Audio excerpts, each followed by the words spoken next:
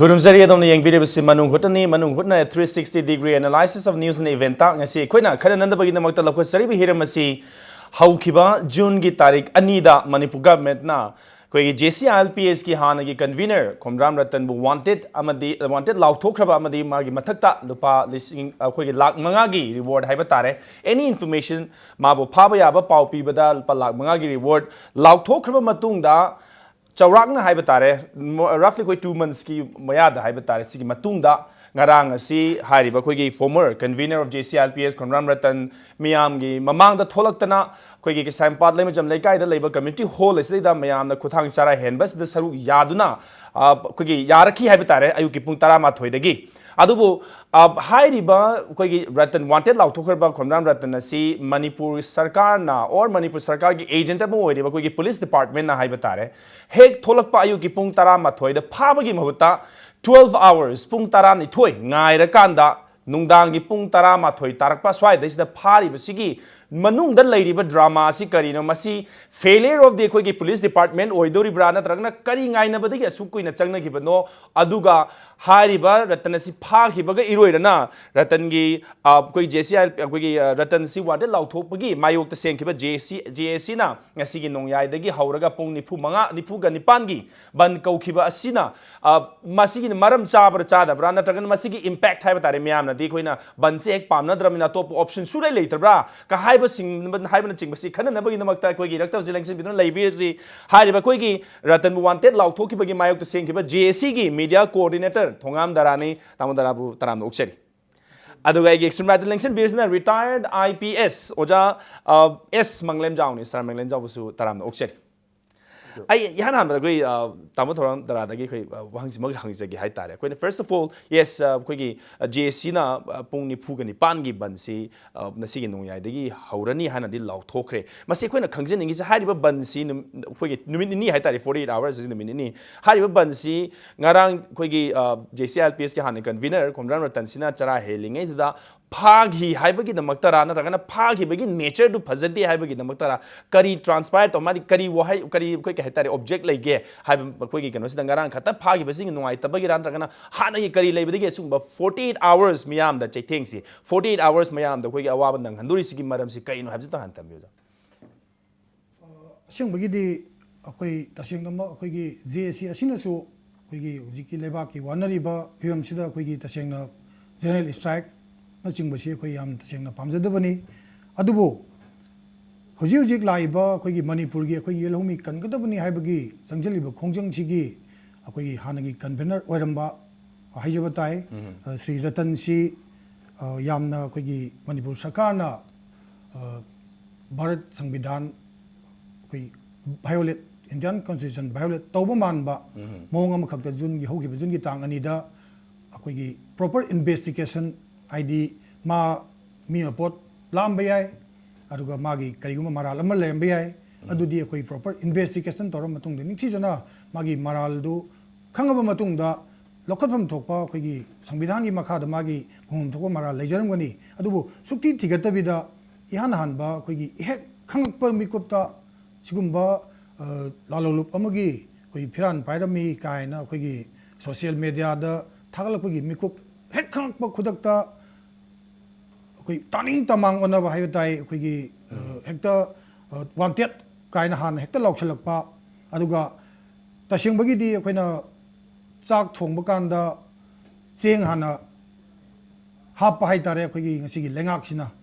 Ashing Bagidi Sak Tong Bibasi, Mahian, Hapamatunda, Nikitan Sola Matunda, Quigi, seeing to Hapaganda, Yam Afaba, Makalgi Samakak, Prajas in the Pizagadavado, Sing Hana Hapaganda. Horen seeing to Punka Kanda, Mai Kon, Hazelakanda, Madugi Amna, Hawk to Makalgi, Sakamakak, Masigi, Parjas in the Masigi Langakina, Pigeon of Honorapa, Masigi Demokta, ZC Sina, Kanmung the Condemned, Togdon Lai, Aduga, Matanga, Yam Noizade, Ashing Bagidi, Akoi Loktokriba, wanted si illegal, wanted Oi. Haidana so koi akang hising so koi cover da media da mayama hairakpadige koi JCC pressure group ama maramdi anti rabies vaccination ꯇꯧꯗꯕ ꯌꯥꯗꯕ ꯉꯁꯤꯒꯤ ꯂꯩꯉꯥꯛꯁꯤꯅ ꯑꯩꯈꯣꯏꯒꯤ ꯈꯨꯗꯝ ꯑꯣꯏꯅ ꯍꯥꯏꯔꯕꯗ ꯑꯩꯈꯣꯏ ꯂꯩꯀꯥꯏ ꯑꯃꯗ ꯍꯨꯏ ꯑꯉꯥꯎꯕꯅ ꯃꯤ ꯑꯃ ꯆꯤꯛꯑꯦ ꯍꯥꯏꯔꯀꯥꯟꯗ ꯍꯥꯏꯔꯤꯕ ꯍꯨꯏ ꯑꯉꯥꯎꯕꯗꯨꯅ ꯆꯤꯛꯏꯕ ꯃꯤꯗꯨꯁꯨ ꯂꯥꯌꯦꯡꯒꯅꯤ ꯑꯗꯨꯒ ꯍꯨꯏ ꯈꯨꯗꯤꯡꯃꯛꯇ ꯑꯇꯣꯞꯄ ꯃꯤꯗꯁꯨ ꯆꯤꯛꯂꯛꯇꯅꯕ ꯉꯁꯥꯏꯒꯤ ꯍꯨꯏꯁꯤꯡꯗ ꯑꯦꯟꯇꯤ ꯔꯦꯕꯤꯁ ꯚꯦꯛꯁꯤꯟ ꯀꯥꯞꯇꯕ ꯌꯥꯗꯕ ꯑꯗꯨꯃꯥꯏꯅ ꯇꯧꯗꯅ ꯍꯥꯏꯔꯤꯕ ꯌꯦꯜꯍꯧꯃꯤꯒꯤ ꯂꯨꯆꯤꯡꯕ ꯅꯨꯄꯥ ꯑꯃꯈꯛꯇ ꯃꯔꯝ ꯆꯥꯗꯕ ꯃꯑꯣꯡꯗ ꯃꯔꯥꯜ ꯄꯤꯁꯤꯜꯂꯀꯥꯟꯗ ꯋꯥꯟꯇꯦꯠ ꯂꯥꯎꯊꯣꯛꯄꯁꯦ ꯃꯁꯤ ꯀꯅꯥꯒꯨꯝꯕ ꯑꯇꯣꯞꯄ ꯇꯨꯡꯗ ꯊꯣꯛꯂꯛꯄ ꯈꯨꯟꯅꯥꯏꯁꯤꯒꯤ ꯑꯗꯨꯒ ꯇꯨꯡꯒꯤ ꯌꯦꯜꯍꯧꯃꯤꯁꯤꯡ ꯀꯟꯅꯕꯒꯤ ꯊꯣꯛꯂꯛꯄ ꯂꯨꯆꯤꯡꯕ ꯈꯨꯗꯤꯡꯃꯛꯇ ꯍꯥꯏꯔꯤꯕ ꯃꯁꯤ ꯍꯨꯏ ꯑꯉꯥꯎꯕꯅ ꯆꯤꯛꯄꯁꯤ ꯆꯤꯛꯂꯛꯇꯅꯕꯒꯤꯗꯃꯛꯇ ꯑꯩꯈꯣꯏ ꯑꯦꯟꯇꯤ ꯔꯦꯕꯤꯁ ꯚꯦꯛꯁꯤꯟ ꯇꯉꯥꯏ ꯐꯗꯅ ꯀꯥꯞꯇꯕ ꯌꯥꯗꯕꯗꯒꯤ ꯍꯣꯔꯦꯟ ꯑꯩꯈꯣꯏ ꯃꯤꯗ ꯅꯥꯏꯠꯇꯒꯤ 48 ꯑꯋꯥꯔꯁꯀꯤ ꯕꯟꯁꯤ ꯑꯩꯈꯣꯏ ꯀꯧꯖꯔꯤꯕꯅꯤ ꯃꯁꯤ ꯃꯤꯌꯥꯝꯗ 48 ꯑꯋꯥꯔꯗꯨ ꯋꯥꯕꯤꯔꯒꯁꯨ ꯇꯨꯡꯒꯤ ꯌꯦꯜꯍꯧꯃꯤ ꯈꯨꯟꯅꯥꯏꯒꯤ ꯑꯗꯨꯒ ꯇꯨꯡꯒꯤ ꯍꯧꯔꯛꯀꯗꯕ ꯂꯨꯆꯤꯡꯕꯁꯤꯡꯒꯤꯗꯃꯛꯇ ꯂꯨꯆꯤꯡꯕ ꯑꯃꯗꯁꯨ ꯍꯦꯛꯇ ꯋꯥꯟꯇꯦꯠ ꯀꯥꯏꯅ ꯍꯦꯛꯇ ꯂꯥꯎꯁꯤꯜꯂꯛꯄ ꯃꯁꯤ ꯉꯁꯤꯒꯤ ꯂꯩꯉꯥꯛꯁꯤꯅ ꯃꯇꯨꯡꯗ ꯇꯧꯔꯛꯇꯅꯕꯒꯤꯗꯃꯛꯇ ꯑꯃꯗꯤ ꯇꯁꯦꯡꯅ ꯍꯥꯏꯔꯀꯥꯟꯗ ꯑꯩꯈꯣꯏꯅ ꯋꯥꯟꯇꯦꯠ ꯂꯥꯎꯔꯒ ꯂꯩꯔꯤꯕ ꯅꯨꯄꯥ ꯑꯃꯈꯛ ꯑꯩꯈꯣꯏ ꯖꯦ.ꯑꯦ.ꯁꯤ ꯏꯁꯥꯃꯛ ꯁꯨꯈꯪ ꯈꯪꯖꯗꯕꯤꯗ ꯑꯩ ꯖꯦ.ꯑꯦ.ꯁꯤ ꯑꯁꯤꯒꯤ ꯃꯦꯗꯤꯌꯥ ꯀꯣꯑꯣꯔꯗꯤꯅꯦꯇꯔ ꯑꯣꯏꯅ ꯂꯩꯖꯕꯅꯤ ꯍꯧꯈꯤꯕ ꯖꯨꯂꯥꯏꯒꯤ ꯇꯥꯡ 28ꯁꯤꯗ ꯑꯩꯈꯣꯏꯒꯤ ꯑꯟꯗꯔ ꯗ ꯑꯦꯖꯤꯁ ꯑꯣꯐ JCLPSꯀꯤ ꯃꯈꯥꯗ ꯁꯤꯡꯖꯃꯩ ꯖꯦ.ꯑꯦꯁꯤꯅ ꯁꯤꯡꯖꯃꯩ ꯊꯣꯡ ꯃꯈꯣꯡꯗ ꯑꯩꯈꯣꯏ ꯃꯤꯌꯥꯝꯒꯤ ꯑꯣꯏꯕ ꯑꯆꯧꯕ ꯄꯕ꯭ꯂꯤꯛ ꯀꯟꯚꯦꯟꯁꯟ ꯑꯃꯈꯛ ꯄꯕ꯭ꯂꯤꯛ ꯀꯟꯚꯦꯟꯁꯟꯁꯤ ꯑꯩꯈꯣꯏ ꯔꯇꯟ ꯈꯛꯇꯒꯤ ꯀꯦꯁꯀꯤ ꯋꯥ ꯅꯠꯇꯕꯤꯗ ꯂꯩꯍꯧꯔꯤꯕ ꯑꯩꯈꯣꯏꯒꯤ ꯌꯦꯜꯍꯧꯃꯤ ꯈꯨꯟꯅꯥꯏꯁꯤ ꯀꯔꯝꯅ ꯀꯟꯒꯗꯒꯦ ꯑꯗꯨꯒ ꯔꯇꯟꯕꯨ ꯁꯨꯃꯥꯏꯅ ꯇꯧꯅ ꯂꯩꯉꯥꯛꯁꯤꯅ ꯐꯣꯡ ꯂꯩꯖꯔ ꯃꯤꯑꯣꯏ ꯑꯃꯕꯨ ꯅꯝꯗꯅ ꯑꯟꯗꯔꯒ꯭ꯔꯥꯎꯟ ꯑꯣꯜꯍꯟꯈꯤꯗꯣꯔꯦ ꯍꯥꯏꯕꯁꯦ ꯃꯁꯤ ꯀꯃꯥꯏꯅ ꯇꯧꯅ ꯑꯩꯈꯣꯏ ꯃꯤꯌꯥꯝꯒꯤ ꯃꯣꯠ ꯑꯃꯈꯛꯇꯪ ꯑꯩꯈꯣꯏ ꯂꯧꯃꯤꯟꯅꯁꯤ ꯍꯥꯏꯗꯅ ꯄꯕ꯭ꯂꯤꯛ ꯀꯟꯚꯦꯟꯁꯟ ꯑꯃꯈꯛ ꯇꯧꯅꯕ ꯍꯥꯏꯅ ꯑꯩꯈꯣꯏ ꯁꯤꯟꯖꯕꯅꯤ ꯑꯗꯨꯕꯨ ꯁꯤꯟꯖꯔꯤꯕ ꯄꯕ꯭ꯂꯤꯛ ꯃꯤꯇꯤꯡꯁꯤ ꯑꯩꯈꯣꯏ JAC ꯁꯤꯟꯖꯔꯤꯕ ꯑꯩꯈꯣꯏ ꯏꯁꯥꯐꯥꯎ ꯁꯨꯈꯪ ꯈꯪꯗꯦ ꯅꯨꯃꯤꯠꯇꯨꯗ ꯔꯇꯟ ꯅꯨꯃꯤꯠꯇꯨꯗ ꯃꯤꯇꯤꯡꯗ ꯋꯥ ꯉꯥꯡꯅꯤ ꯍꯥꯏꯕꯁꯦ ꯑꯗꯨꯕꯨ ꯃꯅꯤꯄꯨꯔ ꯄꯨꯂꯤꯁꯀꯤ ꯌꯥꯝꯅ ꯍꯩꯁꯤꯡꯂꯕ ꯏꯟꯇꯦꯂꯤꯖꯦꯟꯠꯅ ꯈꯪꯕꯤꯗꯅ ꯃꯤꯇꯤꯡꯗꯨ ꯆꯨꯝꯅ ꯑꯩꯈꯣꯏ ꯃꯤꯇꯤꯡꯗꯨ ꯇꯧꯕ ꯌꯥꯔꯣꯏ ꯍꯥꯏꯕ ꯅꯠꯇꯅ ꯑꯩꯈꯣꯏ ꯃꯥꯝꯗꯣ ꯐꯥꯎꯕ ꯏꯟꯊꯨꯗꯅ ꯂꯨꯄꯥ ꯂꯥꯛ 1 मान चांग अखोई JACꯗ मांगन ताहनबिदना जिंग बावब तुरे इम्फाल तुरे लंगधबिदना अंकुम मखलगी तुदेकपम खक तौबिखरे मदु फरे सरकारगी लॉ एंड ऑर्डर फिवमद सोलकदबगी तौबनी कछु कायदे मथंगदा अरोइबा अखोई हुजि हाई कोर्ट चथरिबा केसी अरोइबा फाइनल हियरिंग सी अखोई कोर्टना अखोई जजमेंट से रिजर्व तौखर मतुंगदा नुमितुदा कोर्ट लेंबिरुबा अखोई मणिपुरगी संगनारबा इमासिंग अखोई सिंगजमई थोमखोंगदा JACगी ऑफिसता अखोई प्रेस मीट अमखक तौनबगीदमक्ता अखोई प्रेसिंग बातोन तौजै नुमितुदसु मणिपुरगी अखोई पुलिसकी मसिंग यामना पर्सनल मयाम अमना अखोई इसाबोक सुखंग खंगदे नुमितुदा आई मीडिया कोऑर्डिनेटर अम ओइना आई इसाबोक सुखंग खंगजदे नोखोईगी सिंगमई थोमखोंगदा रतन फमगदोरे प्रेस मीट फमगदोरे अदो नोई प्रेस मीट से तौबो यारोय मामदोपसि थुदेके खोतोके हाइबना तौई अदुबो अखोईदी तसेंगना कोर्ट चलुबगी इमा सिंगना कोर्ट की पाउदमदो ngasi je judgment so reserve tौग्रमनिना मियामदा पाउदम जगे प्रेस मीडिया दा पाउदम जगे तौजबनी रतन गी अखोई करीम त मई लेना दे हाइबदगी इमा सिंगी प्रेस मीट अदुम तौई अदुगा रतन मसाना प्रेस ता वांगांग पा हाइबसे मसागी ओइबा तोंगान बमा कोर्ट हाई कोर्ट दगा स्टारगा केस थेंगरगे नुपा मनी मागी उकिल मयाम लेरंगनी प्रेस मीडिया मयाम मागी लेरंगनी मा तोंगान तौजबनी अदुगा अदुम मयाम दुना लोइना खंगबिरगा हारिबा हौगिबा तांग 38 ngarang sida अखोई सिंगजमई थोमखोंदुसु अखोई खुथांग चरा हेनबगी अल तमो जी से अफलेगी चरा हेनबगी थोलकपगी वाई से लाकदौरे ओके आई हुजे हाइन बंदुगी बताने एनीवे बन से कोई वैक्सीनेशन पिथोपुगुंबनी हाइना ताकपीग्रे हारिबसे अखोई तुंगदा अमोहना सुगुंबा माथोमरम खंगदना मरम चादना मी अमबो हेक्ता वांटेड गुंबा लाउथोपगी मवोंग असि तौरकपसि अखोइना थिंगहौननबगी दमता सु मसि वैक्सीनेशन म कापथोपुगुंबनी हाइना ताकपीरे दम तंगाई फदना मसि वारबसु वाना लेबा म्याम से खांगमिनसि अदुमपु यस मसिना अखोई निमिनिनी कोई तुंगी मिरोल से कलहौनबगी वाखलोन तो सागत पीसी हाइब वाखलोन ने तामोनदि थंबिरी से दुमपु प्रजा मियानमदि कया कदाय फबो Banse accept तौगदगे हाइबदि big question Moin दुम लैगदौरी आई ओजाम लेन तो लक्चनिंग इसी यस मयामनसु मसी हाइनै हाइतारे मसी अखोइनसु खबरदा कैद लोइन उबा ngakतनी हंदकी खुनामतन वांटेड लाउथोखिबगी सी मवोंग सी हाइतारे प्रोसीजरल और नॉर्म्स मयाम सी लोइनगा कालका द तौखिबनी हाइबसिदा ओजागे करी mode लैबे Yes, masi hanasu discussion me amama tawna khai. Aduna masi kitang thoro investigation tawdaba aduga proper line da laktaba my procedure da laktaba haitare. Aidi yamna hatu tawkhibagi ꯃꯑꯣꯡꯁꯤꯗꯤ ꯃꯌꯥꯝ ꯄꯨꯝꯅꯃꯛꯅ ꯃꯁꯤ ꯎꯅꯈ꯭ꯔꯦ ꯑꯗꯨꯒ ꯃꯌꯥꯝ ꯃꯦꯗꯤꯌꯥꯗ ꯀꯔꯤꯗ ꯗꯤꯁꯀꯁꯟꯗ ꯂꯣꯏꯅ ꯌꯥꯎꯈ꯭ꯔꯦ ꯑꯗꯨ ꯄ꯭ꯔꯣꯕ꯭ꯂꯦꯝ ꯑꯃꯈꯛꯇꯤ ꯍꯧꯖꯤꯛ ꯂꯩꯔꯤꯕ ꯑꯩꯈꯣꯏꯒꯤ ꯁꯔꯀꯥꯔ ꯑꯁꯤ ꯁꯤ ꯃꯃꯥꯡꯗꯁꯨ ꯁꯤꯒꯤ ꯃꯃꯥꯡꯗꯁꯨ ꯌꯥꯝꯅ ꯄꯥꯜꯂꯛꯈ꯭ꯔꯕ ꯁꯔꯀꯥꯔꯅꯤ ꯑꯗꯣ ꯍꯥꯏꯔꯤꯕ ꯁꯔꯀꯥꯔꯁꯤ ꯀꯃꯥꯏꯅ ꯇꯧꯒꯦꯗ ꯄꯤꯄꯜꯒꯤ ꯃꯇꯝꯒꯤ ꯂꯥꯛꯄ ꯏꯁꯨꯗ ꯍꯧꯔꯛꯄ ꯏꯍꯨ ꯃꯌꯥꯝꯁꯤ ꯑꯩꯈꯣꯏꯒꯤ ꯐꯖꯅ ꯋꯥꯔꯣꯏꯁꯤꯜ ꯑꯃ ꯄꯨꯔꯛꯄ ꯅꯠꯇꯕ ꯅꯝꯐꯨ ꯍꯥꯐꯨꯗ ꯂꯣꯏꯁꯤꯟꯈꯤꯕ ꯅꯠꯇ꯭ꯔꯒ ꯑꯇꯣꯞꯄ ꯏꯁꯨ ꯑꯃ ꯊꯣꯛꯂꯛꯑꯀꯥꯟꯗ ꯏꯁꯨ ꯑꯃ ꯅꯝꯁꯤꯟꯈꯤꯕ ꯉꯁꯥꯏꯒꯤ ꯑꯥꯔꯀ꯭ꯋꯦꯛ ꯑꯆꯧꯕ ꯑꯃ ꯊꯣꯛꯂꯛꯄꯗ ꯍꯥꯟꯅ ꯇꯨꯡꯗ ꯂꯩꯔꯝꯕ ꯃꯐꯝꯗꯨꯗ ꯑꯇꯣꯞꯄ ꯑꯥꯔꯀ꯭ꯋꯦꯛ ꯑꯃꯅ ꯑꯃꯨꯛ ꯅꯟꯁꯤꯜꯂꯒ ꯅꯟꯊꯈꯤꯕꯒꯤ ꯇꯥꯏꯞꯇ ꯄ꯭ꯔꯣꯕ꯭ꯂꯦꯝꯁꯤ ꯏꯁꯨ ꯑꯐꯇꯔ ꯏꯁꯨ ꯁꯨꯝ ꯅꯜꯂ ꯁꯨꯝ ꯆꯠꯈꯤꯕ ꯁꯤꯅ ꯃꯔꯝ ꯑꯣꯏꯔꯒ ꯑꯗꯨꯒꯤ ꯁ꯭ꯇꯥꯏꯜꯗꯨꯗ ꯁꯨꯝ ꯂꯥꯛꯄꯗꯨꯅ ꯅꯣꯡꯃ ꯅꯠꯇ꯭ꯔꯒ ꯅꯣꯡꯃꯗꯤ ꯑꯁꯤꯒꯨꯝꯕ ꯉꯁꯥꯏꯒꯤ ꯃꯤꯌꯥꯝꯒꯤ ꯏꯍꯧꯁꯤ ꯑꯗꯨꯝ ꯊꯣꯔꯛꯅꯒꯤ ꯃꯆꯥꯛꯁꯤ ꯑꯣꯏꯍꯜꯂꯤ ꯑꯗꯨꯅ ꯁꯤꯒꯤ ꯃꯇꯥꯡꯁꯤꯗ ꯑꯩꯈꯣꯏꯒꯤ ꯒꯚꯔꯟꯃꯦꯟ ꯑꯃ ꯂꯩꯕ ꯃꯇꯝꯗ ꯃꯥꯒꯤ ꯂꯦꯖꯤꯇꯤꯃꯦꯁꯤ ꯍꯥꯏꯕ ꯑꯃ ꯂꯩ ꯌꯥꯝꯅ ꯂꯦꯖꯤꯇꯤꯃꯦꯁꯤ ꯑꯣꯐ ꯗꯤ ꯒꯚꯔꯟꯃꯦꯟ ꯁꯤꯗꯤ ꯃꯦꯖꯔ ꯕꯥꯏ ꯗꯤ ꯒꯣꯚꯔꯟ ꯃꯥꯒꯤ ꯄꯕ꯭ꯂꯤꯛꯅ ꯑꯩꯈꯣꯏ ꯗꯦꯃꯣꯀ꯭ꯔꯦꯁꯤꯅꯤ ꯄꯕ꯭ꯂꯤꯛꯅ ꯚꯣꯠ ꯊꯥꯗꯔꯒ ꯑꯩꯈꯣꯏꯒꯤ MLA ꯃꯌꯥꯝ ꯀꯥꯔꯒ ꯁꯔꯀꯥꯔ ꯁꯦꯝꯃꯦ ꯑꯗꯨ ꯁꯔꯀꯥꯔ ꯁꯦꯝꯃꯤꯁꯤꯗ ꯉꯁꯥꯏꯒꯤ ꯑꯗꯨꯗꯤ ꯄꯕ꯭ꯂꯤꯛꯀ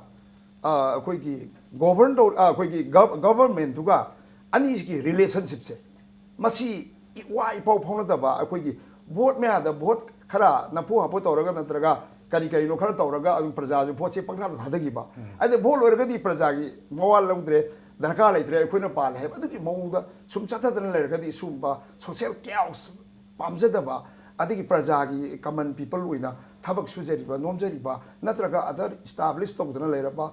ꯌꯥꯝꯅ ꯑꯩꯈꯣꯏꯒꯤ ꯁꯃꯥꯖꯁꯤꯗ ꯑꯆꯧꯕ ꯊꯕꯛ ꯀꯌꯥ ꯇꯧꯔꯤꯕ ꯑꯩꯈꯣꯏꯒꯤ ꯏꯟꯗꯁꯇ꯭ꯔꯤꯌꯦꯂꯤꯁ ꯅꯠꯇ꯭ꯔꯒ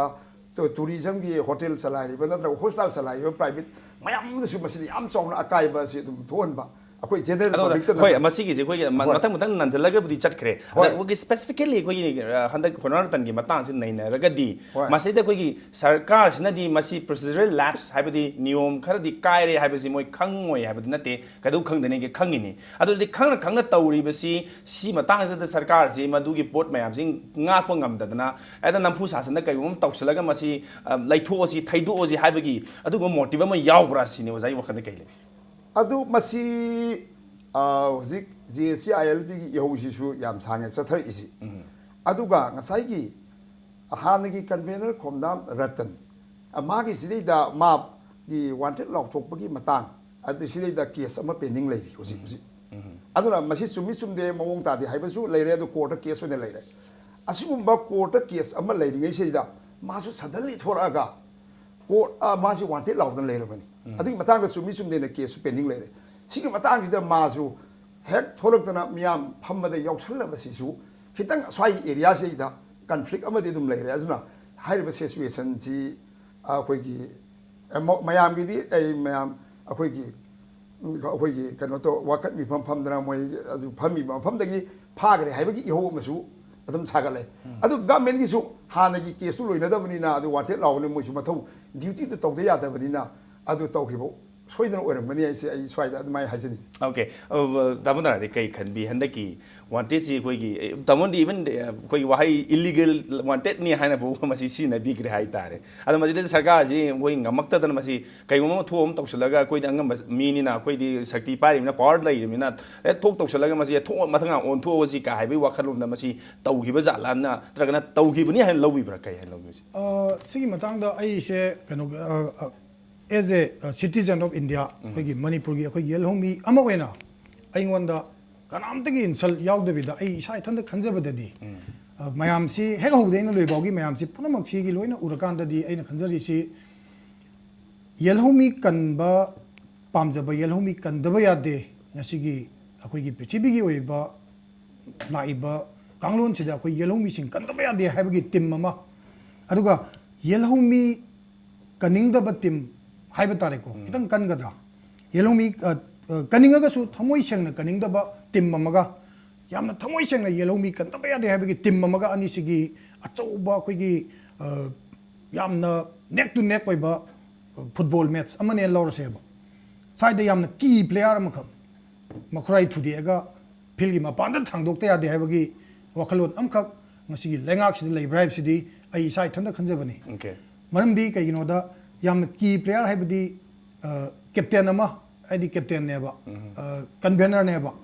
ꯀꯟꯚꯦꯅꯔ ꯑꯃ ꯁꯨꯃꯥꯏꯅ ꯇꯧꯗꯅ ꯐꯤꯜꯒꯤ ꯃꯄꯥꯟꯗ ꯈꯨꯔꯥꯏ ꯊꯨꯗꯦꯛꯑꯒ ꯊꯥꯡꯗꯣꯛꯑꯒꯗꯤ ꯃꯥꯒꯤ ꯂꯥꯌꯦꯡꯕꯗꯨꯗꯤ ꯀꯣꯟꯅ ꯌꯦꯡꯉꯒꯁꯨ ꯃꯦꯠꯁꯇꯨꯒꯤꯗꯤ ꯀꯥꯍꯧꯔꯅꯤ ꯑꯗꯥꯏ ꯋꯥꯈꯜꯗ ꯈꯤꯇꯪ ꯍꯥꯊꯨꯅ ꯑꯗꯨꯒ ꯈꯨꯔꯥꯏ ꯇꯁꯦꯡꯅ ꯊꯨꯗꯦꯛꯈ꯭ꯔꯒꯁꯨ ꯀꯣꯟꯅ ꯂꯥꯌꯦꯡꯒꯦꯗꯤ ꯈꯜꯂꯝꯕ ꯌꯥꯏ ꯑꯗꯨ ꯊꯨꯗꯦꯛꯇ ꯌꯥꯗꯕꯒꯤ ꯀꯟꯗꯤꯁꯟꯗꯤ ꯂꯩꯈꯤꯕ ꯃꯥꯜꯂꯦ ꯋꯥꯈꯜꯗ ꯑꯣꯀꯦ ꯑꯗꯨꯅꯗꯤ ꯍꯧꯖꯤꯛ ꯑꯣꯖꯥ ꯗꯥꯔꯥꯒꯤ ꯂꯣꯟꯗꯥꯗ ꯍꯥꯏꯔꯒ ꯁꯥꯟꯅꯔꯤꯕ ꯃꯦꯠꯁꯁꯤꯗ ꯑꯩꯅ ꯀꯥꯗ ꯌꯥꯗꯕꯅꯤꯅ ꯉꯁꯥꯏꯒꯤ ꯀꯦꯞꯇꯦꯟꯁꯤꯃ ꯃꯔꯨꯞ ꯈꯨꯔꯥꯏ ꯊꯨꯗꯦꯛꯑꯒ ꯃꯁꯤ ꯑꯥꯎꯠ ꯊꯣꯛꯍꯟꯈ꯭ꯔꯒꯗꯤ ꯀꯣꯟꯅ ꯂꯥꯌꯦꯡꯕ ꯑꯗꯨꯅ ꯑꯩꯈꯣꯏꯁꯨ ꯌꯥꯎꯔ ꯆꯪꯉ ꯂꯥꯌꯦꯡꯒꯅꯤ ꯇꯧꯕꯇꯕꯨ ꯃꯦꯠꯁꯇꯨꯗꯤ ꯅꯝꯗꯅ ꯀꯥꯍꯧꯋꯤ ꯍꯥꯏꯕꯒꯤ ꯋꯥꯈꯜꯂꯣꯟꯗ ꯇꯧꯈꯤꯕ ꯑꯣꯏꯔꯝꯒꯅꯤ ꯄ꯭ꯔꯣꯁꯤꯖꯔꯦꯜ ꯂꯦꯞꯁ ꯂꯩ ꯍꯥꯏꯕꯁꯤ ꯃꯌꯥꯝꯅ ꯂꯣꯏ ꯌꯥꯅꯔꯦ ꯏꯚꯟ ꯏꯄꯪ ꯄꯪꯕ ꯃꯤꯅꯐꯥꯎ ꯑꯗꯨꯝ ꯈꯪꯉꯦ ꯋꯥꯟꯇꯦꯗ ꯂꯥꯎꯕ ꯍꯥꯏꯁꯤ ꯅꯨꯃꯤꯠ ꯀꯌꯥꯅꯤ ꯀꯔꯤ ꯄ꯭ꯔꯣꯁꯤꯖꯔ ꯂꯩꯔꯀꯥꯟꯗ ꯂꯥꯎꯒꯗꯕꯅꯣ ꯍꯥꯏꯕꯁꯦ ꯑꯗꯨꯋꯥꯏꯗ ꯒꯃꯦꯟꯅ ꯇꯧꯕ ꯉꯝꯃꯤ ꯁꯛꯄꯒꯤ ꯑꯃ ꯌꯥꯎꯈꯤ ꯍꯥꯏꯕꯁꯤꯗꯅꯤ ꯅꯨꯡꯉꯥꯏꯅꯗ꯭ꯔꯤꯁꯤ ꯃꯌꯥꯝꯅꯁꯨ ꯃꯗꯒꯤꯗꯤ ꯑꯗꯨꯗꯅꯤ ꯑꯩꯈꯣꯏꯅ ꯈꯨꯗꯣꯝꯕꯤ ꯊꯤꯜꯂꯛꯏꯕꯁꯤꯁꯨ ꯒꯃꯦꯟꯇ ꯇꯧꯅꯤ ꯍꯥꯏꯅ ꯇꯧꯔꯒꯗꯤ ꯀꯩꯒꯨꯝꯕꯒꯤ ꯄ꯭ꯔꯣꯁꯤꯖꯔꯗꯨ ꯆꯠꯇ꯭ꯔꯤꯕꯅꯣ ꯉꯝꯃꯤ ꯍꯥꯏꯕꯒꯤ ꯃꯑꯣꯡꯗ ꯍꯦꯛꯇ ꯇꯧꯈꯤꯕꯁꯤꯒꯤ ꯃꯔꯝ ꯀꯔꯤꯅꯣ ꯑꯣꯜꯔꯥꯏꯠ ꯉꯁꯥꯏ ꯕ꯭ꯔꯦꯛ ꯂꯧꯖꯒꯦ ꯕ꯭ꯔꯦꯛꯀꯤ ꯃꯇꯨꯡꯗ ꯑꯩꯈꯣꯏꯅ ꯍꯪꯖꯅꯤꯡꯉꯤꯁꯤ ꯄꯨꯡ 12 ꯆꯪꯅ ꯋꯥꯟꯇꯦꯗ ꯂꯥꯎꯊꯣꯛꯑꯕ ꯃꯤ ꯑꯃꯅ ꯃꯄꯥꯟꯗ ꯃꯌꯥꯝ ꯃꯥꯡꯗ ꯐꯝꯃꯕ ꯃꯇꯝꯗꯁꯤꯗ ꯄꯨꯡ 12 ꯆꯪꯅ ꯀꯩꯒꯤ ꯐꯥꯔꯤꯕꯅꯣ ꯍꯦꯛ ꯃꯤꯀꯨꯞꯇꯨꯗ ꯐꯥꯕ ꯉꯝꯍꯧꯗ꯭ꯔꯤꯁꯤ ꯍꯣꯝ ꯗꯤꯄꯥꯔꯠꯃꯦꯟꯒꯤ ꯃꯥꯏ ꯄꯥꯛꯄꯔꯥ ꯃꯥꯏ ꯊꯤꯕꯔꯥ ꯍꯥꯏꯕꯁꯤ ꯕ꯭ꯔꯦꯛꯀꯤ ꯃꯇꯨꯡꯗ ꯑꯃꯨꯛ ꯌꯦꯡꯃꯤꯟꯅꯁꯤ ꯀꯤꯞ ꯋꯥꯆꯤꯡ ꯃꯅꯨꯡ ꯍꯨꯠꯅ ꯃꯌꯥꯝꯕ ꯈꯨꯔꯨꯝꯖꯔꯤ ꯑꯗꯨꯅ 100% ꯏꯝꯄꯦꯛ ꯅ꯭ꯌꯨꯁꯅꯤ ꯔꯥꯖꯔꯣꯡ ꯊꯪꯕꯝ ꯗꯒꯤ ꯃꯥ ꯀꯥꯏ ꯆꯠꯄꯤꯒꯦ ꯍꯥꯏꯅꯣ ꯁꯅꯥꯇꯣꯝꯕꯤ ꯆꯧꯒꯦ ꯇꯧꯕ ꯆꯠꯇꯕꯤꯗ ꯆꯠꯇꯕꯤ ꯃꯥꯁꯦ ꯂꯩꯀꯥꯏꯒꯤ ꯋꯥꯀꯠ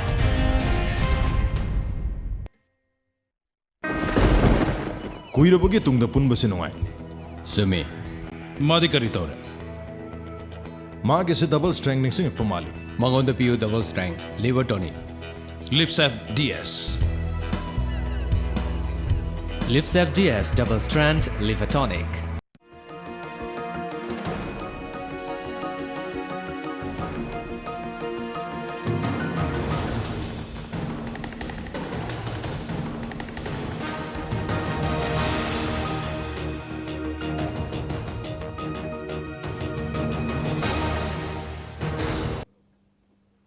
ब्रेक के मतुंग द मनुहुना येंबिरे पुनमपु अमुक हन्ना तारामना ओक्चरी ngasi मनुहुना द खन्ना जरमिबा हिरम मसी ngarang JCILPS की हानागी convener Khomram Ratan Manipur government wanted लाउथोखबा खोमराम रतन ना मियाम मारक्ता चारा हेलबा यावरी ngaiदा पुंग नुदांगी पुंग 12 रोम ताम मतन मणिपुर पुलिस ना फाखर मतुंगदा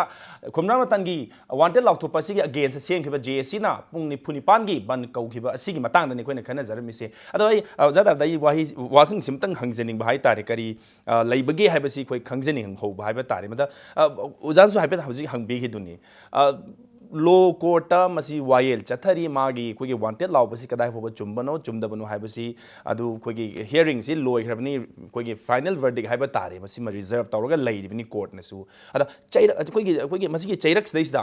हानगी कन्वीनर खोमराम रतन इखं खंगौदना हाइबा तारे ngarang asi mayamgi marak tholak pasi koina kari speculation tawba yagi kari maram gino tholak ki haragadi hana na ek lauthopa jun 2 da lauthopa ni 3 da mana ai kaisu ra leijde na khan boi taragadi hana thohouba yadaba jala kari mod leibi saida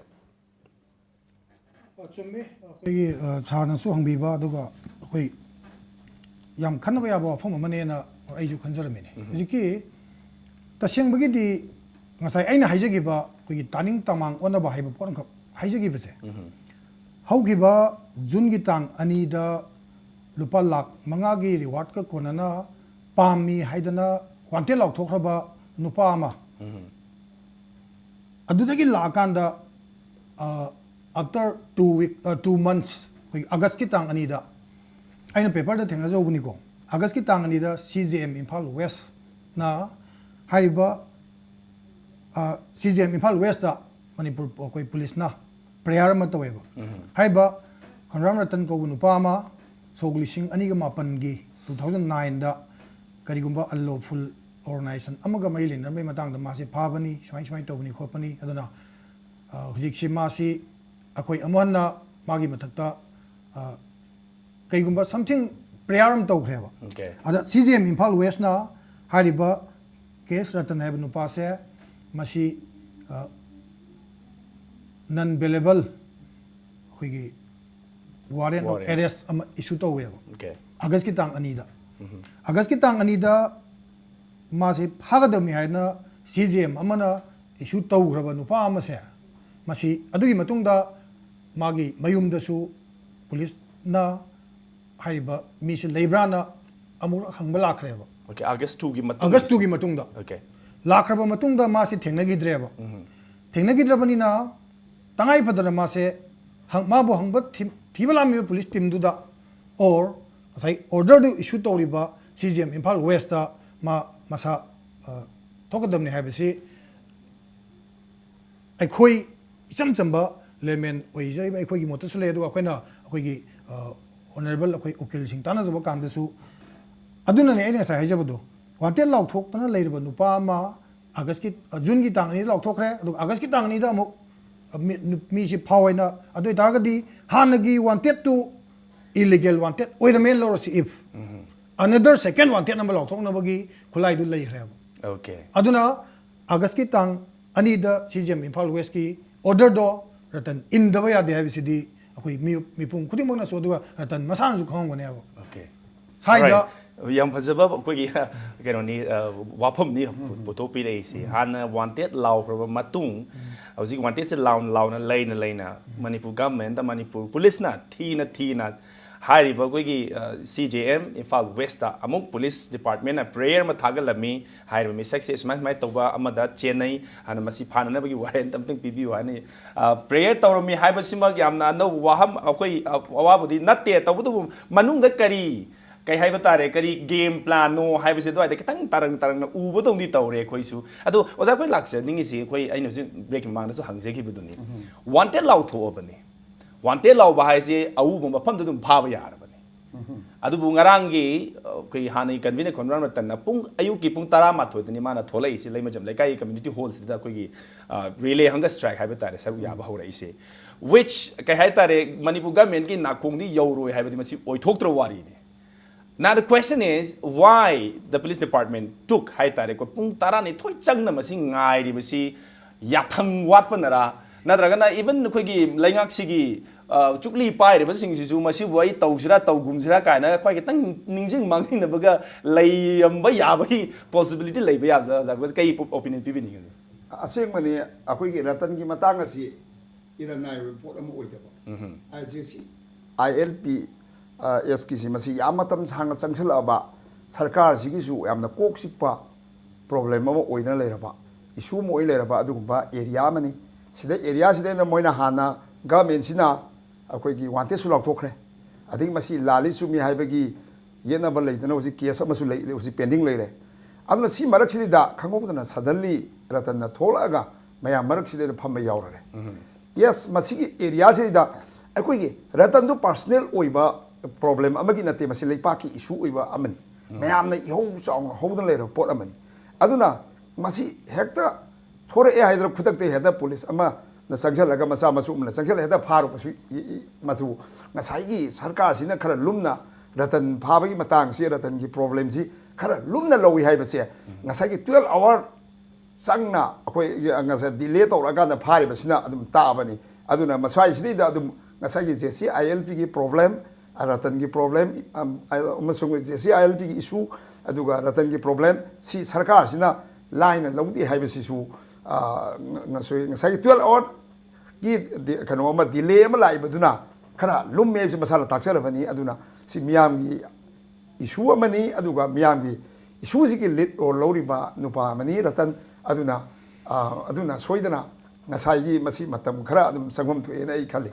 Okay, matam khara changmam thoi adu ba khoi wakanda di wante lauthoki ba mi ma ji aina bu uradi ufa da mini ama phadana phabam thokpra hai ba ji di adu masi all over the world masi leina pra na khali adu bu mani bu ga mendi kari wakhanno hai bam di khoi khangja dre adu maswai dani khoi na masi impactive in haizab nate ai isana jo haizab mate khoi gi social media da hai ba tare yam kanna nainari ba si Manipur police department si laingak sigi hui ni hui si mapuna khongo haidringai di khongdabani aduna ngainabani kai so hainaba yawri news ama seisa asi impactive in haizabnate again one clarification impactive in haibnate isana haibnate masi social media da circulate tawriba nainari wafa amni madu heng uzaninga su yengbidinga su adum aida la aga iga nainari madu yengsi hairi si kairo mayamna Manipur police department haibasi di Manipur government ki hui oi laibina hui du mapuduna khongo haidringai di khongdabani haibasi wakan laini amaina hainai haitari ngangnai haitari ngang puni trai thoi changi si miniam da tawdobda ꯀꯩ ꯋꯥꯈꯜ ꯂꯩꯕꯤꯖꯥ ꯃꯁꯤ point ꯃꯆꯥꯗ ꯑꯩꯁꯨ ꯑꯩ ꯁꯣꯝꯗ cross ꯇꯧꯖꯩ ꯀꯩ ꯋꯥꯈꯜ ꯂꯩꯕꯤꯖꯥ ꯌꯥꯝ ꯅꯣꯛꯅꯤꯡꯕ ꯍꯥꯏꯖꯕ ꯇꯥꯏ ꯉꯔꯥꯡꯁꯤ ꯑꯩꯈꯣꯏꯁꯨ ꯁꯤꯡꯖꯃꯩꯗꯁꯨ JAC ꯁꯤꯡꯖꯃꯩꯅ ꯁꯤꯟꯖꯔꯒ ꯑꯩꯈꯣꯏ ꯈꯨꯊꯥꯡ ꯆꯔꯥ ꯍꯦꯟꯕꯁꯤ ꯍꯧꯖꯤꯛ ꯁ꯭ꯇꯤꯜ ꯆꯠꯊꯔꯤꯕꯅꯦꯕ ꯑꯟꯗꯔ ꯗ ꯑꯦꯖꯦꯁ ꯑꯣꯐ JCLPSꯀꯤ ꯃꯈꯥꯗ ꯄꯨꯟꯅ ꯆꯠꯊꯔꯤꯕꯅꯦ ꯚꯦꯅꯨ ꯑꯅꯤꯅꯦꯕ ꯂꯩꯃꯖꯝ ꯂꯩꯀꯥꯏꯗ ꯑꯃ ꯁꯤꯡꯖꯃꯩ ꯊꯣꯡꯈꯣꯡꯗ ꯑꯃꯅꯦꯕ ꯑꯩꯈꯣꯏꯁꯨ ꯉꯔꯥꯡꯁꯤ ꯁꯤꯡꯖꯃꯩ ꯊꯣꯡꯈꯣꯡꯗꯁꯨ ꯑꯩꯈꯣꯏꯒꯤ ꯕꯣꯔꯗ ꯑꯃꯗ ꯈꯨꯊꯥꯡ ꯆꯔꯥ ꯍꯦꯟꯕꯗ ꯌꯥꯎꯔꯤꯕ ꯃꯤ ꯃꯔꯤꯁꯤꯒꯤ ꯃꯃꯤꯡꯁꯦ ꯑꯩꯈꯣꯏ ꯊꯦꯠꯂꯒ ꯊꯝꯃꯦꯕ ꯑꯗꯨꯒ ꯃꯤ ꯃꯔꯤꯁꯤ ꯈꯨꯊꯥꯡ ꯆꯔꯥ ꯍꯦꯟꯕ ꯍꯧꯔꯀꯥꯟꯁꯤꯗ ꯌꯥꯝ ꯇꯁꯦꯡꯅ ꯂꯩꯃꯖꯝ ꯂꯩꯀꯥꯏꯗ ꯔꯇꯟ ꯈꯨꯊꯥꯡ ꯆꯔꯥ ꯍꯦꯟꯕ ꯊꯣꯛꯀꯗꯧꯔꯦ ꯁꯤ ꯇꯁꯦꯡꯅ ꯍꯥꯏꯔꯒꯗꯤ ꯑꯩꯈꯣই JACꯒꯤ ꯃꯥꯏꯀꯩꯗꯒꯤꯗꯤ ꯑꯩꯈꯣই ꯁꯨꯈꯪ ꯈꯪꯕꯁꯨ ꯅꯠꯇꯦ ꯍꯥꯏꯕ ꯑꯗ ꯄꯥꯎꯁꯤ ꯇꯥꯟꯅꯔꯛꯑꯦꯕ ꯃꯊꯪ ꯄꯥꯎꯁꯤ ꯁꯨꯃꯥꯏꯅ ꯇꯧꯅ ꯔꯇꯟꯗꯨ ꯂꯩꯃꯖꯝ ꯂꯩꯀꯥꯏꯗ ꯈꯨꯊꯥꯡ ꯆꯔꯥ ꯍꯦꯟꯕꯝꯗ ꯐꯝ ꯂꯩꯍꯧꯔꯦꯅ ꯍꯥꯏꯕꯗꯒꯤꯗꯤ ꯁꯣꯝꯅꯥꯀꯟꯗ ꯁꯤꯡꯖꯃꯩꯗ ꯂꯩꯔꯝꯃꯤꯕ ꯃꯤ ꯃꯌꯥꯝ ꯑꯗꯒꯤ ꯑꯗꯥꯏꯗ ꯂꯩꯔꯝꯃꯤꯕ ꯑꯗꯩ ꯀꯩꯊꯦꯜꯒꯁꯤ ꯂꯣꯟꯁꯤꯟꯗ꯭ꯔꯒ ꯔꯇꯟ ꯌꯦꯡꯕ ꯄꯛꯆꯦꯟꯗ ꯆꯦꯟꯅꯈ꯭ꯔꯦ ꯑꯩꯈꯣꯏꯒꯤ ꯊꯣꯡꯈꯣꯡꯗꯩ ꯆꯔꯥ ꯍꯦꯜꯂꯤꯕ ꯃꯔꯤꯁꯤꯁꯨ ꯔꯇꯟ ꯌꯦꯡꯕ ꯆꯦꯟꯈ꯭ꯔꯦꯕ ꯑꯗ ꯈꯨꯗꯛꯇꯨꯗ ꯑꯩꯈꯣꯏꯒꯤ ꯄ꯭ꯔꯦꯁ ꯃꯦꯗꯤꯌꯥꯒꯤ ꯏꯆꯤꯟ ꯏꯅꯥꯎꯁꯤꯡ ꯑꯗꯨꯒ ꯑꯩꯈꯣꯏ ꯃꯅꯤꯄꯨꯔ ꯄꯨꯂꯤꯁꯀꯤ ꯑꯩꯈꯣꯏ CIDꯒꯤ ꯏꯆꯤꯟ ꯏꯅꯥꯎꯁꯤꯡꯁꯦ ꯑꯩꯉꯣꯟꯗ ꯐꯣꯟ ꯇꯧꯁꯤꯜꯂꯛꯑꯦꯕ ꯑꯩ ꯃꯦꯗꯤꯌꯥ ꯀꯣꯑꯣꯔꯗꯤꯅꯦꯇꯔ ꯑꯣꯏꯖꯕꯅꯤꯅꯀꯣ ꯁꯨꯃꯥꯏꯅ ꯇꯧꯅ ꯇꯥꯃꯣ ꯁꯤꯗꯩꯁꯤꯗ ꯁꯤꯡꯖꯃꯩ JACꯒꯤ ꯃꯐꯝꯁꯤꯗ ꯆꯔꯥ ꯍꯦꯟꯕ ꯃꯤ ꯃꯔꯤꯒꯤ ꯃꯃꯤꯡꯗꯤ ꯊꯦꯠꯂꯒ ꯂꯩꯔꯦ ꯆꯔꯥ ꯍꯦꯟꯕ ꯃꯔꯤꯗꯨ ꯀꯥꯏ ꯆꯠꯈ꯭ꯔꯅꯣ ꯃꯥꯡꯈ꯭ꯔꯦꯅ ꯑꯗ ꯑꯩꯁꯨ ꯈꯪꯗꯦꯅꯦ ꯉꯥꯏꯈꯣ ꯑꯝꯇ ꯍꯪꯅꯈꯤꯒꯦꯅ ꯐꯣꯟ ꯇꯧꯔ ꯍꯪꯅꯀꯥꯟꯗ ꯁꯨꯃꯥꯏꯅ ꯇꯧꯅ ꯔꯇꯟꯗꯣ ꯑꯥꯗ ꯐꯝ ꯂꯩꯔꯦ ꯑꯗꯣ ꯃꯣꯏ ꯃꯅꯥꯛꯁꯦ ꯁꯨꯃꯥꯏꯅ ꯇꯧꯅ ꯅꯣꯏ ꯔꯇꯟꯗꯣ ꯑꯥꯗ ꯐꯝ ꯂꯩꯔꯦ ꯂꯩꯃꯖꯝ ꯂꯩꯀꯥꯏꯗ ꯅꯣꯏꯁꯨ ꯂꯣꯏ ꯍꯩꯖꯤꯜꯂꯣ ꯑꯩꯈꯣꯏꯒꯤ ꯆꯔꯥ ꯍꯦꯟꯕꯗꯨꯐꯥꯎꯕ ꯃꯥ ꯌꯦꯡꯕ ꯆꯠꯈ꯭ꯔꯦꯌꯦ ꯍꯥꯏꯅ ꯇꯧꯔꯒ ꯃꯌꯥꯝꯁꯦ ꯄꯛꯆꯦꯟ ꯆꯦꯟꯅꯩꯌꯦꯕ ꯆꯦꯟꯅ ꯀꯥꯟꯁꯤꯗ ꯑꯩꯈꯣꯏꯅ ꯈꯜꯂꯝꯕꯅ ꯑꯩꯈꯣꯏꯒꯤ ꯃꯦꯗꯤꯌꯥꯒꯤ ꯏꯆꯤꯟ ꯏꯅꯥꯎ ꯃꯌꯥꯝ ꯑꯗꯨꯒ ꯑꯩꯈꯣꯏ JACꯒꯤ ꯑꯗꯨꯒ JCLPSꯀꯤ ꯑꯗꯨꯒ ꯍꯥꯟꯅꯒꯤ ꯑꯩꯈꯣꯏꯒꯤ ꯀꯩꯅꯣ ꯑꯗꯨꯒ ꯉꯔꯥꯡ ꯑꯣꯅꯔꯦꯕꯜ MLA ꯑꯩꯈꯣꯏꯒꯤ ꯏꯀꯥꯏ ꯈꯨꯝꯅꯖꯔꯕ ꯀꯩꯁꯥꯝꯊꯣꯡꯒꯤ ꯇꯥꯃꯣ ꯏꯕꯣꯝꯆꯥ ꯃꯁꯥꯃꯛ ꯑꯗꯨꯒ ꯑꯩꯈꯣꯏꯒꯤ ꯇꯥꯃꯣ ꯖꯣꯏꯀꯤꯁꯟ ꯃꯁꯥꯃꯛ ꯂꯦꯡꯕꯤꯔꯛꯏ ꯑꯗꯨꯒ ꯃꯌꯥꯝꯒꯤ ꯏꯁꯤꯡ ꯃꯥꯏꯁꯤꯡ ꯇꯧꯒꯦꯗ ꯙꯨꯃꯨꯛ ꯑꯃꯗ ꯍꯥꯏꯇꯥꯔꯦ ꯑꯗꯨ ꯑꯩꯈꯣꯏꯅ ꯅꯨꯡꯁꯤꯅꯕ ꯁꯥꯖꯅꯕꯤ ꯃꯑꯣꯡꯗ ꯂꯦꯡꯕꯤꯔꯛꯑꯝꯕꯅꯤ ꯍꯥꯏꯇꯥꯔꯦ ꯉꯁꯤ ꯐꯥꯔ ꯃꯇꯨꯡꯗꯗꯤ ꯎꯔꯛꯇ꯭ꯔꯦ ꯍꯧꯖꯤꯛ ꯊꯥꯡꯃꯩꯕꯟꯒꯤ MLA ꯖꯣꯏꯀꯤꯁꯟꯁꯨ ꯎꯗ꯭ꯔꯦ ꯀꯩꯁꯥꯝꯊꯣꯡꯒꯤ MLA ꯂꯥꯏꯁꯣꯟ ꯏꯕꯣꯝꯆꯥꯁꯨ ꯎꯗ꯭ꯔꯦ ꯉꯔꯥꯡꯗꯤ ꯈꯣꯡꯉꯝꯃꯤ ꯉꯁꯤꯗꯤ ꯈꯣꯡꯈꯤꯗ꯭ꯔꯦ ꯑꯉꯛꯄ ꯑꯃꯅꯤ ꯁꯤꯁꯨ ꯌꯦꯁ ꯑꯩꯈꯣꯏꯅ ꯈꯟꯖꯔꯝꯕꯅ ꯌꯥꯝ ꯊꯨꯅ ꯁꯥꯂꯥꯎ ꯐꯥꯗꯣꯛꯈ꯭ꯔꯒꯗꯤ ꯅꯪꯍꯧꯔꯣꯏꯗ꯭ꯔꯥ ꯀꯥꯏ ꯍꯥꯏꯕꯒꯤ ꯌꯥꯝ ꯄꯥꯈꯠꯆꯕ ꯑꯃꯁꯨ ꯇꯧꯀꯥꯟꯁꯤꯗ ꯃꯦꯗꯤꯌꯥꯒꯤ ꯏꯆꯤꯟ ꯏꯅꯥꯎꯁꯤꯡꯁꯤꯗ ꯁꯨꯝ ꯉꯥꯏꯕꯁꯤ ꯃꯦꯗꯤꯌꯥꯒꯤ ꯏꯆꯤꯟ ꯏꯅꯥꯎ ꯃꯌꯥꯝꯁꯤ ꯉꯥꯏꯔꯦ ꯑꯗꯩ ꯑꯩꯈꯣꯏ ꯁꯨꯝ ꯉꯥꯏꯕ ꯀꯥꯟꯗ ꯑꯩꯅꯕꯨ ꯐꯥꯒꯤ ꯇꯧꯋꯦ ꯃꯦꯗꯤꯌꯥꯒꯤ ꯏꯆꯤꯟ ꯏꯅꯥꯎꯁꯤꯡꯗꯨꯗ ꯏꯆꯤꯟ ꯏꯅꯥꯎ ꯃꯌꯥꯝ ꯑꯩꯈꯣꯏꯒꯤ ꯔꯇꯟꯗ ꯑꯩꯈꯣꯏ ꯃꯅꯤꯄꯨꯔ ꯁꯔꯀꯥꯔꯅ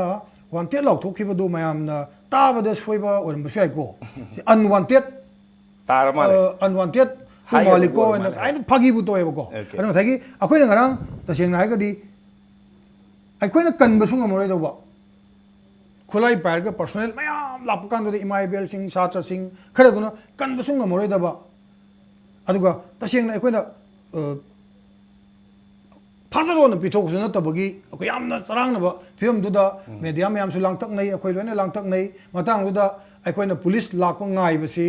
ꯑꯩꯈꯣꯏꯒꯤ ꯆꯥꯕꯣꯛꯄꯤꯅ ꯑꯉꯥꯡ ꯎꯅꯐꯝꯗ ꯆꯪꯈ꯭ꯔꯀꯥꯟꯗ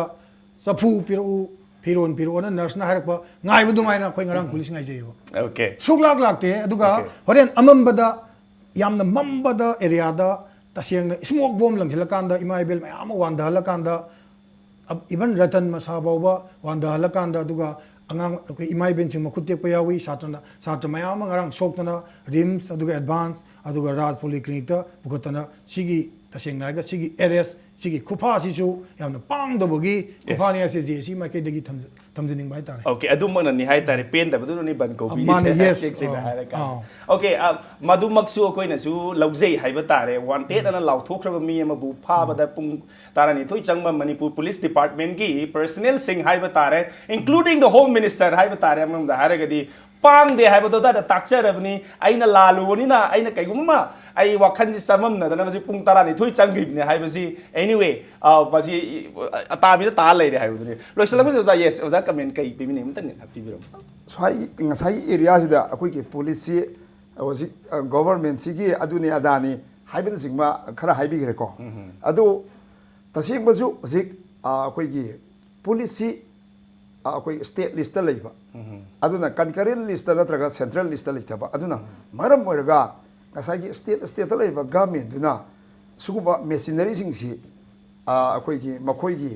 ꯈꯨꯠꯂꯥꯏ ꯑꯣꯏꯅ ꯁꯤꯖꯤꯟꯅꯕꯁꯤ ꯑꯗꯨꯝ ꯍꯧꯖꯤꯛ ꯊꯣꯛꯂꯤ ꯍꯥꯏꯇꯥꯔꯦ ꯑꯗꯨꯃꯥꯏꯅ ꯇꯧꯗꯅ ꯑꯇꯣꯞꯄ ꯗꯤꯄꯥꯔꯠꯃꯦꯟꯠ ꯀꯌꯥ ꯑꯃꯁꯨ ꯇꯧꯔꯝꯒꯅꯤ ꯑꯗꯨ ꯃꯣꯏꯗꯤ ꯇꯁꯦꯡꯅ ꯌꯥꯝꯅ ꯁꯦꯟꯁꯤꯇꯤꯚ ꯑꯣꯏꯕ ꯑꯦꯔꯤꯌꯥꯁꯤ ꯄꯪꯊꯣꯛ ꯊꯣꯛꯇꯕꯅꯤꯅ ꯃꯗꯨ ꯎꯗꯕ ꯑꯗꯣ ꯄꯨꯂꯤꯁꯇꯗꯤ mayam mamangda heta ingan uraba adu urambe yai aduna asigi state list la ibnina state government sina kala boi instrument oina kala sini haibsi masini mayam yanaro wafam wari ni haibda loisalak pasda koi tamo thongam dara dagi koi na masi always suguma ban me hek lak ma tam general strike ma hek lak ma tam da blockade ma hek lak ma tam masi mati koi yam toina hangjei haiba tare ban sina taba thupo upai haiba tare masi yengba yadabra maram di kaino hara kan da koina changsaliba movement si ban sina maram waraga yaurakadaba mayam koigi miyam si su koigi maning hanba si masi koina su udaba su natte hai tare ban sina toisala ga di as yauning ambasu issue pana chumam basu issue pana ina talaning bu issue do as ya da di koina koi khongda singjing yansan da ba chap manai da masi to hobona phai da haina mi sing si gi wakan si su cham thokiba or ma do lai thokiba theidokiba si dum thengna da natte hai yes ngasi budi hoi kaugre 48 hours tung dadi sina taba top options yeng bai for example relay hanga strike tawri si masi khar pak tak na dum chatharam bai ai rally chatlam bai ai atopa means haiba tare ko masi tawram bai ya basi natabi da ban sina taba top option lei roi tra hai basini jagi kai mo lei ai isamak chu koigi general strike koigi ban si skematic yazada ba ai personally yam yazada ba nu pa amni but taigum sung sagi ai khona talib demand aduga khona tawriba condemn sigi degree se magi degree sigi makhapona akoigi agitation sigi degree sisu lepa hai tare maram di kaino da hojiki aduk chaw raba akoigi yelhomi kangadabni haibagi aduk chaw raba luchingba ama sigumba ama koda tawringai sida akoina magi degree si amna wangraga akoina agitation sina sum makhada law chala lergadi akoi newton gi law da khitang kairakadaba maramna action and reaction are always equal and opposite हाइबदुगी formula दे कोई तंगाई fun बन तौदब यादबगी condition लाएबा हाइबदी कमाई तौगेदा मणिपुर की प्रजा खुदिंगमक्ता कोई जे सिगी माइकैदगी आइना अपील तौजनिंगी मदुदी मतुंगदा सिगुंबा लेबाकिने न थोलकपा मियोई अमत्ता सुम नहादी लेबाकी अयोई तोमता हाइनो खराई टेकांदा मथंद मरनाई सुम तागरगा लेबाकी लुसिंगबा लेरक्तबा दुगा कोई येलहोमी सि मांगे बेबगी अकीब लेबनिना अपील तौजनिंगी मदुदी अखोइना मणिपुर की ngasi lengaकी वरिबा ngasai अखोइना हाइजगिबा मागी तानिंग तमांग ओनबा अदुगा हाना तौगदबना कोना तौबा सिगुंबा मयाम सि gi mayokta अखोइना हारिबा Bansi चथजबनी अदुगा अखोइना appeal तौजरिसन Manipur की सिविल सोसाइटी ऑर्गेनाइजेशन खुदिंगमक अदुगा इबन अखोइना ngasi कोगजरिबा बनसी JCLPS की नत्तबिदा अखोइ तोंगान जेसिना कोगजबनी आम चेंगना हाइजबताय JCLPS तसु अखोइ अपील तौजरी मरमदी JCLPS की हानगी कन्वेनर ओरंबा रतन सुमाइ तौदना मागी मथक्ता नहादी लेबाकी अयोई तोमताइना तालेर कानसिदा JCLPS सु अखोइना हेंग कोगजरी बनसे मपुंग फाना सपोर्ट तौबिउ लोइना सिविल सोसाइटी ऑर्गेनाइजेशन खुदिंगमकना अमदी प्रजा खुदिंगमकना 48 आवर्स की जनरल स्ट्राइक से सपोर्ट तौबिउ मसिना अखोइगी सरकारदा अखोइगी एंटी रेबीज वैक्सीनेशन कापगी चप चाबा कनोदो ओहेनसी हेबसे अपील तौजदी ओके बन की चेथेंग जे कोई लोइना खांगी मंगातनी अंगांगना बु खांगी हन्ना बु खांगी मरोड थोक्तबन खांगी ममि तांगदन ज खांगी अदुबु तौदा यादबनी हाइबसी करिदगी नो हारगदी कोइगी लैरिबा लैंगाक्सिना मतम चाना इश्यू सिंग जो जान साइ पुथोफिगी मतम चाना लोइसल हौदबनिना मदु मखोइगी नाकोंग यौना ताननबगी दमता चौबा कईगुंबा खन्ना पर लोएबा थाददा यादबगी तंगाई फदबु लाकपनिना बनसी कौजबनी मयामगी सपोर्ट दिजरी हाइबसिने कोइ जेसिना थम्बिसी डिमांड अमतंगा हाइबि अखोइगी अरोइबदा अखोइगी जेसी की डिमांड सी अखोइगी JCLPS की कन्वेनर मेंबर रतन से अनकंडीशनल रिलीज हाइबदी सत्ता अमत यावदना माव मंगोंदा कईगुंबा विक्टिमाइज अमत यावदना अनकंडीशनल रिलीज तो बियो हाइबसी अखोइ JC की अरोइबा कोई ngasi lenga के मफम डिमांड सिम तंग तौजरी ओके lenga तसु मसी कोई अपील सिमति तौजरी तौबदु लो कोर्ट नसु करी कई ओइबा यागे हाबदु कोई कोइदना मदु सु सोइ दम किसु ताव फंगत्रा हाइबसी कोई थाजे जे याम नुंगाइ जे ओजाम लेंजाव हमदे ओजा दाराना लेंसिन बेरतना मन हुनगी थौरमसी बपुंग फान बेगी दमकता ओजानी बो मुकाना खुरुमजरी लोलोना ngasi गोइनति मतंग अस्वाद मनु हुना लोइसिन जबगा लोइना येंबिरो पुनुमक्तगी काइनदब याथंगनि जरी थैंक यू